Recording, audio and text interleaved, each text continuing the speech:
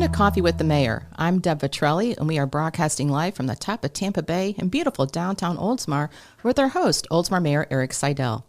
These segments are featured each morning following Oldsmar City Council meeting for the community and stakeholders and businesses, etc. So, good morning, Mayor. Good morning. How are you? Awesome. How are you? I'm good. Good. So before we begin, we encourage our viewing audience to submit any questions they may have during this segment by commenting on our Facebook Live feed, and we'll do our very best to get your answers. Just in case we don't, you can always email Mayor Seidel at eseidel@myoldsmar.com regarding anything we discussed today. So, Coffee with the Mayor was developed by you to keep our residents, businesses, and community partners informed on highlights from last night's council meeting. Let's start with Citizens Open Forum. Were there any interesting comments? There were a couple of interesting speakers worth noting. Okay. But before I say that, we get into that, we had, I don't know whether this building is cursed, but we have an issue with sound sometimes. If you've listened to our broadcast, there's been a little delays here and there. But we had a problem last night, so we couldn't stream live. Oh, dear. But we did get it recorded, and it should be up sometime today. It was like it used to be when you had to wait a day or two. So that happened. But we had a couple of folks there worth noting. We had some citizens there who were expressing their concerns about St. Pete Clearwater Airport and noise that's coming from the aircrafts. They changed their flight patterns a couple of years ago. And for anybody who lives over there, it's an issue, and it's become more and more of an issue. Our Vice Mayor, Andrew Knapp, is on their sound task force. I don't know if it's the actual abatement board, but of course they haven't been meeting because of COVID. They just started back. So he's going to dig into it and see if there might be an opportunity for us as a council maybe to make us pass a resolution or something along that lines to try to get it addressed, to see if they can't move it a little bit more over the outfall canal or through the commercial corridor. And so, if you went down the commercial corridor of Forest Lakes, some of the citizens feel who've worked on the problem that it might have a bigger impact. So we heard from them. And then, of course, for those of you who have been keeping track, you know that we are changing our waste and recycling collection provider. I don't know if I hold this up with that. There you go. All right. Yeah. Look at that. My hands are too high. There's a delay. Okay. Turn it this way. Anyhow, but they were there last night, Orion Waste Solutions, talking about the changeover. It takes place October 1st. And I know they were just out meeting with citizens in Gull Air just to kind of answer questions. Here's the important things. Your waste, if on the residential side, the city actually owns those containers. And so that's not going to change. And then your day of collection is not going to change. So you don't have to do anything on the residential side. Commercially, they've been out changing the containers. And so it seems to be going pretty well so far. But October 1st, the big switchover. It'll probably be a few, mistakes along the way, but we'll get through it. And we look forward to working with those folks. So that's pretty much the highlights of the guest speakers, the impromptus. Yeah, they're always fun. They're always fun. So the city was recognized last night as having the highest scoring government certification as a gold level city by the Florida Green Building Coalition for 2020. And can you tell us a little bit more about this achievement? Sure. It's exciting because I think most might remember we've achieved the level of a silver level city by the Florida Green Building Coalition, and we've maintained that for a while. We were one of the first cities in the area to achieve it, but it shows our commitment to being as green as possible. It gets into a variety of different actual actions in terms of our buildings, our practices, certainly being as sustainable as we can possibly be. The process is actually we have to submit a great deal of documentation, which involves all of the departments because it seems to touch everyone. And I think what's exciting about it is, as you noted, we were recognized in this round of submissions. I think the submissions are like you update it every 5 years. And we had the highest score in the state. Nice. And so that speaks volumes. And Ashley Painter, who is, spearheads that as our sustainability coordinator, just does a terrific job for the city. And I think this is another interesting note. So in the history of scores, with all cities in Florida, we also received the third highest score ever. Wow. So with there being over 400 cities in the state of Florida, it's kind of an accomplishment. That's quite an accomplishment. Yeah. So we're excited about it. We became gold last year, right? In 2020. In 2020 is when it actually happened, but we finally got all the information. So we got the award, which, by the way, they put it on a wood piece that is sustainable. Oh, good. Recycled wood. It is, actually. Which I thought was kind of funny. Lovely. Yeah.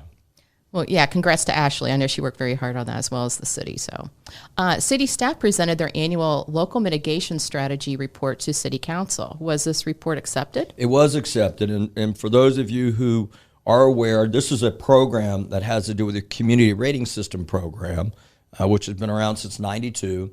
And part of what it does when it comes to flood insurance, and certainly all the changes that have taken place in flood insurance, you see people, I run into them talking about they now have to get flood insurance they didn't before, and that has to do with FEMA remapping, and they do it every so many years.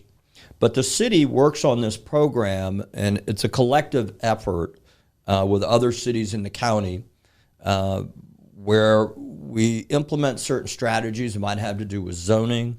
It might have to do in the protocols that we use in terms of enforcing code, to follow up on code, another mitigating strategies such as assisting citizens in areas, whether it's public or private property, with flooding issues. And it's just a whole host. And the report's online. Yes. If you go online to the meeting and you can read it, it's pretty extensive. But what it does is it lends itself and translates into reductions when you accomplish a certain level scoring as a city. And so for flood insurance premiums with properties that are in the special flood hazard areas, which a great deal of our city is, it translates into a 20% discount. And so it can be quite significant. And for properties within the city outside the special flood zones, it's a 10% discount. So it's very important that we maintain that. Our staff is looking at other programs every 5 years, and that one you recertify. Right. They go through every year and do submissions, but you recertify every 5 years. So we're working on things now that we hope will help us in the future, because unfortunately those rates are going up. Yeah. So we did accept the plan, and you can read that plan, like I said, online. Yeah. I think it's under emergency management. Or you can go to the meeting agenda, and it's That's an attachment. True. Yeah. So you can do it that way. It's everywhere. Well, that's it. Go ahead, be fancy. Yeah, so also city staff was busy last night. They presented an update on the Douglas Road projects to City Council. What updates were provided for that? Well, it was quite an extensive update, and it was good. I think most people probably know this by now. If they don't, they should. That hurrah, the Burbank extension is open. And for those of you who don't know where that is, we're talking about the road Burbank's right next to the McDonald's on Tampa Road. And it now cuts all the way through over to Douglas. And so it's a nice, another brand new road that connects the industrial section for all the folks who work back there and for the business owners back there who get supplies in and out. Yeah. It's another means to get back there. And that project took forever. Oh, That was the longest project. And let me explain why. It wasn't the city, it wasn't the county. It was at CSX, because we had to get them to open a railroad crossing. It literally takes a long time to do. You have to close other ones. It's a trade-off. And then we've been waiting for them for quite some time to finally come through and do their emergency arms that go up and so forth. So we got that open, and the report we got last night on the phases on Douglas Road. If you've driven on Douglas Road, you know it's really a horrible road. Yeah, and it is by far our busiest industrial road in the city, and businesses back there rely on it. there's multiple phases that we're doing, but I'm just going to go to the end game of what it'll look like when it's done. It will be a new 3-lane road so that there is a turning lane all the way down the center. Which, oh, wonderful. For those trucks that come in No there, doubt. and it's dangerous. I mean, there's not that, it's 2-lane now. Yeah. There'll also be from Stevens up to Racetrack Road, that's going to be an extension of the trail. Oh. So it will allow for, pedestrian traffic, bicycling, that kind of stuff that we don't really have over there now because it's ditches. Yeah. On the other side, it'll actually end up being a sidewalk and won't be the full trail. But it's well underway. It's a big project. It's being done in phases. So we got an update on that. If you want to get more detail, I'd encourage people to go in and look at the report we were given. But I think the end game on that is like 2022 is kind of what we're hoping. It's wonderful to hear that because I used to work on Douglas Road, and it was a nightmare you had to go all the way down to Racetrack, cut down, come back up just to go grab lunch somewhere. Yeah. You know? And it spreads the traffic out too, right? Yeah, it does. People leaving, going to lunch or going to work. It's not all coming from either Commerce or Racetrack. So now there's another option. So it should be good. Sharing the love. Cool. Sharing the love. We were excited to get that project finally done. Yeah. It was like 16 years for Burbank. I believe it. It was brutal. It's been a while. It was brutal.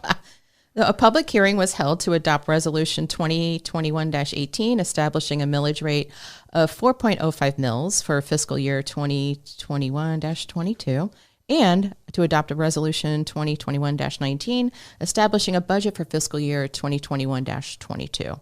Were these adopted? Both of them were adopted. Wonderful. It was a second and final reading of them, so it's official. Once again, the city has not had an increase to our millage rate, our tax rate. It's been like 16 years now.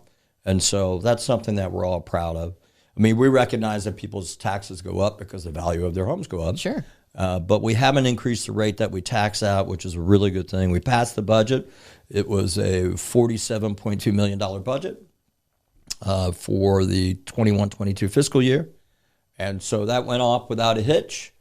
The thing is, when you watch these meetings and you don't see a lot of debate sometimes, especially when it comes to budget, it's worth noting for our citizens that we have workshops on these budgets. So with the exception of what adjustments might get made from the workshop to the time we actually do the appropriations, those budgets have been debated and discussed for multiple hours. So it's kind of like when you get into the council meeting where we actually approve it, it's pretty anticlimactic because we've already gone through all those discussions and debates. And of course, those are public meetings as well. They're workshops, though, where we have meetings that are dedicated just purely to going through the budget. And they're a lot of fun to go watch if you've never done one. I mean, It is interesting. they're not really a lot. Just trying to pump it up a little. That was my sarcasm. That's sarcasm. But they're all there. They're recorded, and but it did pass, so it's all good. Good. Good to hear. Well, consideration was made to approve the business assistance partnership agreement with the Upper Tampa Bay Chamber of Commerce for fiscal year 2021-22. Was this approved? It was approved. Good news. It is good news. I'll tell you what, our chamber does an amazing job. Yeah. We do a funding of $15,000 a year as a city towards the chamber, and they give us back a lot of different considerations on some membership stuff and other things that they do for us. But I have to tell you, the job that they do for this city truly is just amazing. When I talk to other mayors in areas and I talk about our chamber, they're just amazed at what the working relationship is. And of course, we know about the events that they put on. Oh, yeah. Like Oldsmar Days, everyone always assumes because we are a major sponsor of it and we're a partner in it, people think we're putting it on as a city, as a chamber. And they don't get enough credit for the events they do. But I'll tell you something that really sticks out to me that's really worth noting for our citizens, and I mentioned it last night, is that during the pandemic, our business community, our city, our staff, we repurposed, and we must have called every one of our businesses, at least tried to call them a minimum of 3 times during that period to see how they're doing, what they're doing, try to educate them on what programs there might be for them, especially if they were getting shut down. And our chamber did the exact same thing, and it was a real partnership in it. And it's funny, the CARES grant that the county set up, right? Because the county did a really good job in trying to help our businesses get through it. So there were small grants, like $5,000, and they had a couple different, a couple different versions of them. But when you look at the map that came out, that the county put out, that showed precisely pin drops of where those grants went to help businesses, you look at Oldsmar and they're all over the place. Wow, I never knew that. And it's not so much that I'm excited that we had to take money. What I'm excited is that the communications between the chamber and the city to our businesses, because I spoke to a bunch of folks who didn't know about it, and it wasn't huge money, but it was one of those things, let's just get everybody through the shutdown. Right. And it's why we didn't have the huge losses of business, if you think about it. Almost all of our businesses reopened, and maybe some that were struggling couldn't make it. Yeah. But and I credit the chamber with a lot of that. So yes, it passed, and we're glad that they're our partners. They do a terrific job, and of course the second Fridays have taken off, and it's a good economic development driver of having people get accustomed to coming to downtown to enjoy themselves and socialize and be good neighbors with everybody. So hats off to them. Yeah, I'm looking forward to. They take over Celebrate Oldsmar this year. They do. It's going to be in November. Yeah. Yeah, which is smart. It is. It's really smart because the weather normally when we put it on, it's so bad. I mean, it's gorgeous out there, but you know how many times we've had to cancel the event because of the rain? Yeah. The history of that. Past 5 years. Originally, it was the fireworks of 4th of July. It got rained out so many times, and Safety Harbor does fireworks. Yeah. Everyone knows that. So we moved it to Labor Day. We tried it there, and it was there for quite a few years. People really liked it, but we kept getting rained out, and we moved it later and later, and the pandemic came. And, with the city putting on so many micro events, like movies in the park and, all these different things that we're doing, it really made sense for the chamber to take over that event because they specialize in putting on big events. Yeah. And so it's going to be in November. It's going to be nice, good weather. So I'm excited about that.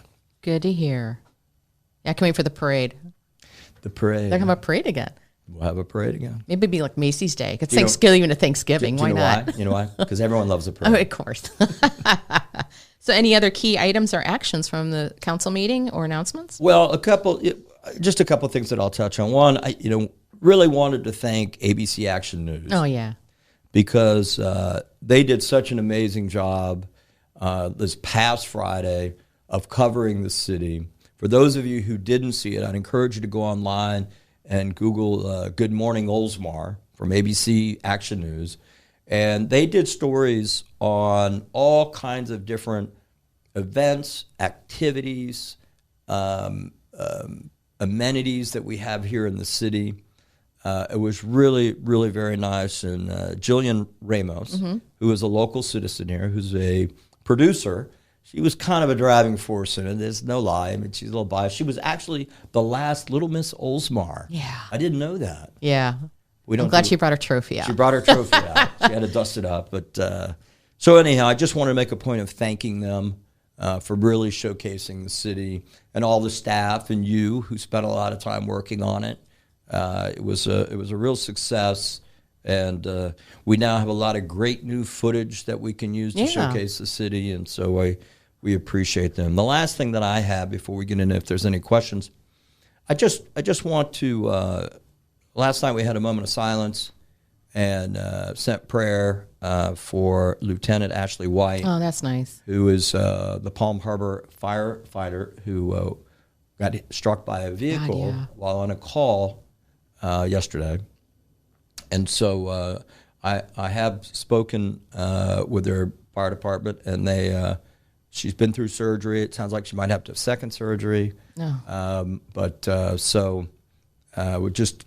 on behalf of the citizens of Oldsmar, we just want to, once again, in our prayers, it's very close to home. We look out and want well and good for all of our first responders, the sheriffs, and all the different fire departments. But, Palm Harbor and Oldsmar share a union together, and so it's just really close to home. So it's just a reminder, when you see those first responders on the side of the road move, move over, slow down. So anyhow, she's in our thoughts and prayers. So what do you got for questions, Deb? Any questions? Let's see. We got a few. Let's see. Jason is asking about Oldsmar taking the time to fix its Little League fields that have been under cared for over a decade. Well, and then I think there's another comment also. The baseball fields were the last to be taken care of, and the fields were taken away for BMX. So that's from Kathy as well. Well, I know one of the issues that we've had out there was the number of participants they had. This goes way back, going back to the BMX. And I think we took a field that wasn't in use for parking at one time. I think it was Field 5. Yeah, and so that dates back a ways. I do know we had a conversation. I think we met with their Little League president either yesterday or the day before. I'm not sure which day it was. And work to resolve some of the issues that they're having out there. You know, this weather makes everything horrible. Mm-hmm. And, the question becomes, what's an acceptable field to play on and which is not? Yeah. And so I know that that's being worked on. That was the update I got on that, as a matter of fact, yesterday. So stay tuned. That's all I could say at this point. I know it's getting the attention that it needs, and we want our Little League fields to be top-notch. And we want to support Little League the best we can. I know we've tried over the years to assist them, and they're like any other organization as well. And volunteer organization, it's always hard to have strong momentum, but they have had really strong momentum here as of late. Yeah, they've had really good volunteer, leadership in there that's made a big difference. So I would suspect that gets resolved, and if we need to invest more money in there, I'm sure that's what we'll put in the capital improvement budget and address it. Wonderful. Oh, and then thank you, David. He just shared the link on the chat for the ABC Action News segment. Hey, all right. Thank you, David. Cool. Right. I think, let's see. Anybody else? Last call. Well, you know what that means? Yeah. My coffee's cold. Mine too. And so it's probably that time to go ahead and sign off. And I want to thank everybody for our citizen. Deb, thank you. Mark, behind the scenes always. Clearly we had sound today, so the curse has been broken. Wish you guys have an excellent day, and thank you for tuning in. We'll see you next time.